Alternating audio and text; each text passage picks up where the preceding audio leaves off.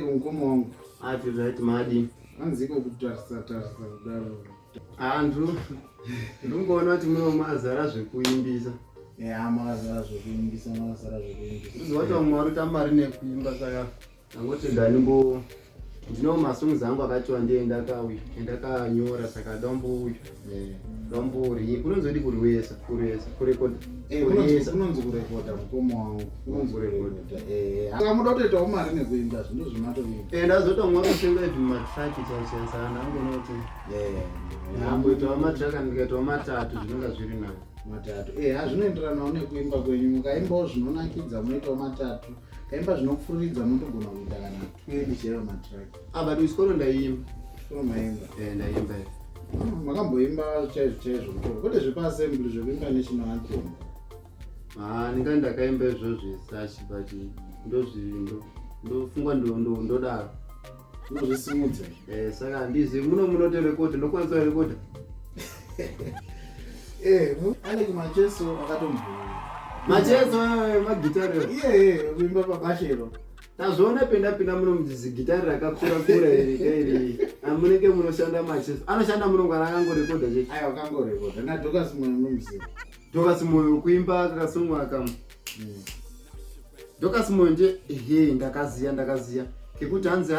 kotsire Mwari uyu rutogadzirwa izvo rutogadzirwa muno rekunzi mvere dzabve saka ndinotorekodha munotoona chimbotisembulira izve timbonza mukoma apa muda njimbe yangu masongs chacha kana kuti imba yenyu mukoma wangu yamunoda yekuti tikwanise kurekodha ndine imwe song yendinayo ndinorekodha but song iyo manje musazofunga ndabirawo nhumba but ndeyangu ndindakatoifunga to you happy marriage to you aiwa mukoma pane paipa panozononzi did you pay lobola mukoma wangu mati muda kutenga magonye haungakwanisi kutenga gonye tuchimba happy saka munongoimbwa zvekuchechi but wamacheso macheso aiwa tinoimba music yese mukoma wangu Kunashe studios yese music tinorekodha alright but zvenyu izvi mukoma wangu amira ndiimbe alright